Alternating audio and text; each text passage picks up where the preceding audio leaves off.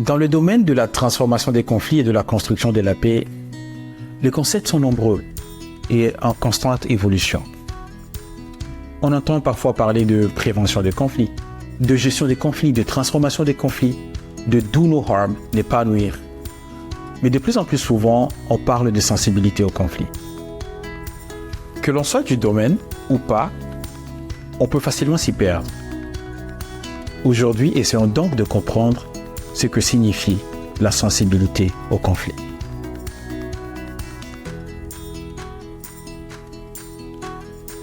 Imaginez une région affectée par un conflit interethnique.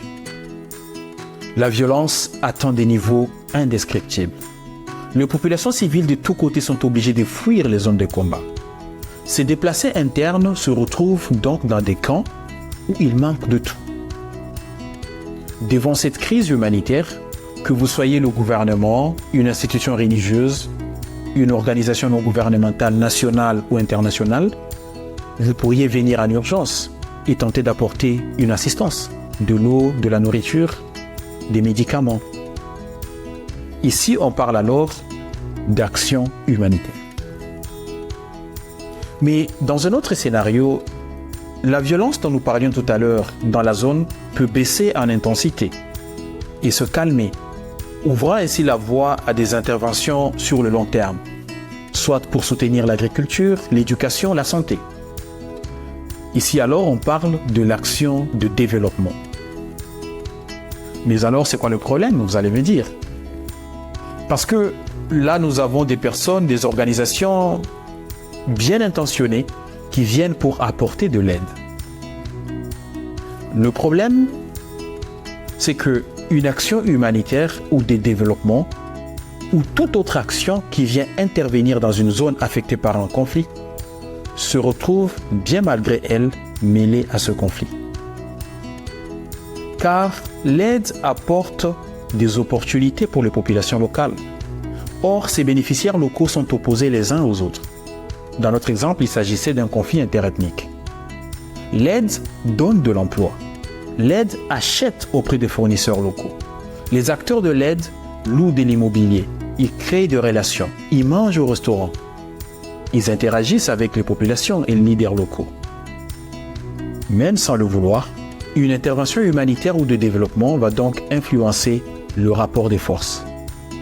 Augmenter le pouvoir de certains, réduire peut-être celui des autres. Et parfois, ce sont plutôt les groupes en conflit qui peuvent avoir l'impression que ces intervenants externes ont choisi leur camp dans le conflit qui les oppose.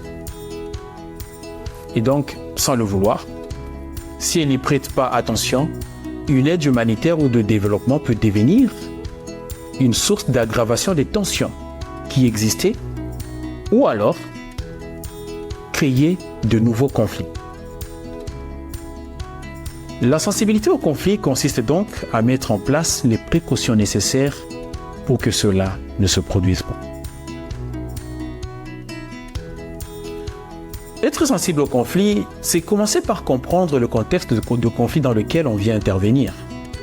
Puis, suivre comment l'intervention qu'on apporte influence les dynamiques de conflit dans la zone. À la fin, l'idée est tout simplement de tout faire pour minimiser l'impact négatif qu'on peut avoir sur le conflit et, si possible, essayer d'avoir plutôt un impact positif. Soyons clairs, cela ne signifie pas que l'acteur humanitaire ou de développement se retrouve chargé de résoudre le conflit qu'il a trouvé. Mais s'il s'y prend bien, il peut bien faire son travail, mais en adoptant une approche qui, au lieu d'exacerber les tensions, peut même aider à les atténuer. Alors comment? Chez nous, à Search for Common Ground, lorsque nous travaillons avec les acteurs humanitaires ou acteurs de développement dans les zones de conflit, nous les accompagnons pour qu'ils fassent leur travail, mais d'une manière qui est dite sensible au conflit. Que faisons-nous concrètement? Nous les aidons à comprendre le contexte de conflit. Au-delà des analyses des besoins qui sont inhérentes à leur mission, nous analysons pour et avec nos partenaires les divisions existantes, leurs causes et conséquences, les positionnements des acteurs, les niveaux d'influence et de pouvoir, Puis nous suivons l'évolution de cette situation tout au long de la vie du projet. Deuxièmement, nous formons l'ensemble du personnel de mise en œuvre sur la sensibilité au conflit. Parce que lorsque chaque membre de l'équipe comprend que son attitude et son comportement, aussi bien que ses fréquentations ou ses choix opérationnels dans la zone, peuvent avoir une incidence négative sur les conflits, il devient alors possible d'éviter que cela ne se produise.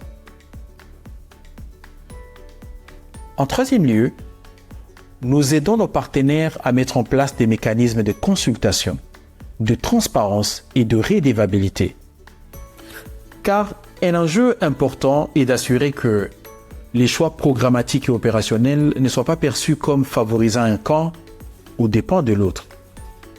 Nous aidons nos partenaires à choisir les sites, identifier les intervenants locaux, recruter du personnel ou les fournisseurs, mais d'une manière transparente et consultative pour éviter toute mauvaise interprétation. Parfois, nous mettons à contribution notre expertise dans la programmation média pour diffuser la bonne information sur le projet et créer des canaux d'échange entre les équipes de mise en œuvre et les populations cibles. Cela aide énormément à réduire notamment la propagation des rumeurs. En quatrième lieu, nous aidons nos partenaires à mettre en place des mécanismes de remontée d'informations. Une programmation sensible au conflit est aussi celle qui permet aux membres de la communauté de faire parvenir aux responsables du programme leurs ressentis, leurs critiques, leurs positions. 5. Nous encourageons et accompagnons la réflexion et l'adaptation. Lorsque les informations venues des communautés montrent qu'une action ou une manière de faire peut créer des tensions ou exacerber des tensions, il faut alors se montrer créatif. Trouver une approche qui obtienne les résultats espérés tout en contournant le risque qui a été identifié. En sixième lieu, nous aidons nos partenaires à mener une évaluation du projet qui soit une évaluation sensible au conflit. Lorsqu'on évalue les succès ou les échecs d'un projet mis en œuvre en zone de conflit, on évalue ses performances suivant sa thématique, qui peut être une thématique humanitaire ou de développement ou tout autre, mais on évalue également l'effet qu'il a eu sur la dynamique de conflit dans la zone. Si cet effet est positif, c'est encore mieux, car le projet peut compter à son actif ses résultats inattendus. Voilà, pour aujourd'hui, je vais terminer par là. J'espère que la sensibilité au conflit vous semble un peu plus claire maintenant.